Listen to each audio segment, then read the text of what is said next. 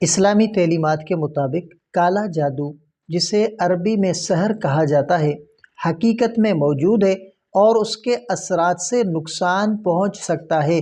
قرآن اور سنت میں جادو کے وجود، اس کے اثرات اور اس کے علاج کے بارے میں متعدد مقامات پر ذکر ملتا ہے۔ قرآن میں جادو کا ذکر سورہ بقرہ آیت نمبر 102۔ اس آیت میں اللہ تعالیٰ فرماتے ہیں کہ بنی اسرائیل کے زمانے میں کچھ لوگ جادو کے علم کی طرف مائل ہو گئے تھے جو شیطان انہیں سکھایا تھا۔ حضرت ہاروت اور حضرت ماروت نامی دو فرشتے بابل میں جادو کے علم کی آزمائش کے لیے بھیجے گئے تھے، اور انہوں نے لوگوں کو تنبیہ کی تھی کہ یہ علم آزمائش ہے، اس سے بچیں۔ لیکن بعض لوگوں نے اس علم کو برے مقاصد کے لیے استعمال کیا، جیسے کہ میاں بیوی کے درمیان اختلافات اور جدائی ڈالنا۔ اور دوسرا سورہ فلق اور سورہ ناس۔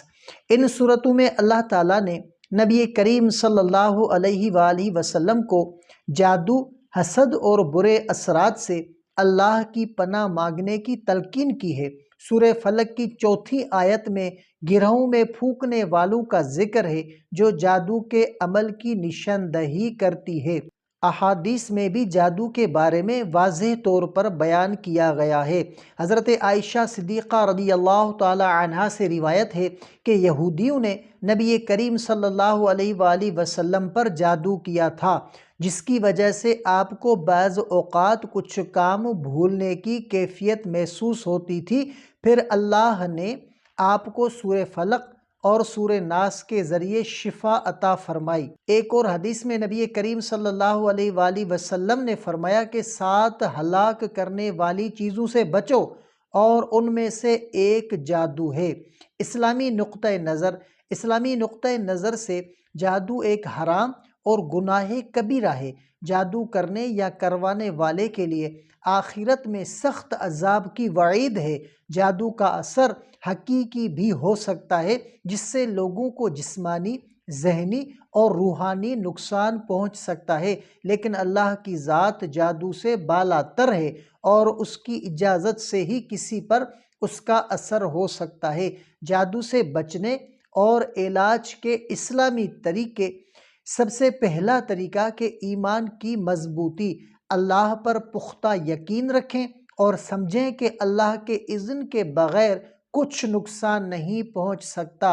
اور دوسری بات کہ قرآنی آیات اور دعائیں، سورۃ الفلق اور سورۃ الناس صبح اور شام 3 بار ان سورتوں کو پڑھا کریں۔ آیت الکرسی، یہ آیت جادو اور برے اثرات سے بچانے میں بہت مؤثر ہے۔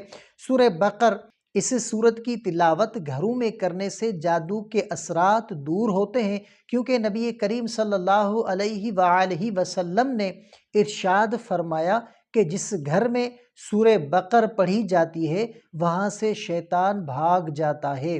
اور تیسرا علاج کے ذکر و اذکار۔ صبح اور شام کے اذکار پڑھیں، خاص طور پر بسم اللہ الذی لا یضر مع اسمہ شیء فی الارض ولا فی السماء وهو السمیع العلیم 3 بار پڑھنا جادو اور دیگر آفات سے بچاتا ہے۔ اور چوتھا علاج کے رکوع و سجود۔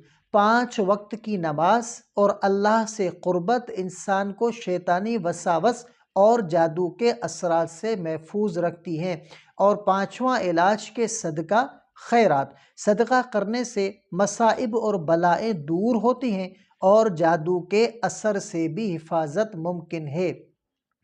اسلام کے مطابق کالا جادو حقیقت میں نقصان دہ ہے اور اس سے انسان کو نقصان پہنچ سکتا ہے، لیکن اللہ کے اذن کے بغیر نہیں۔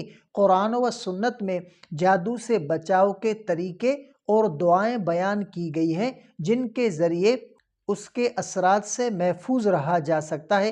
اس کے ساتھ ہی یہ یقین رکھنا بھی ضروری ہے کہ جادوگر اور جادو کا اثر محدود ہے، اور اللہ تعالیٰ کی طاقت اور اس کی حفاظت دینے والا ہونا سب سے بڑھ کر ہے۔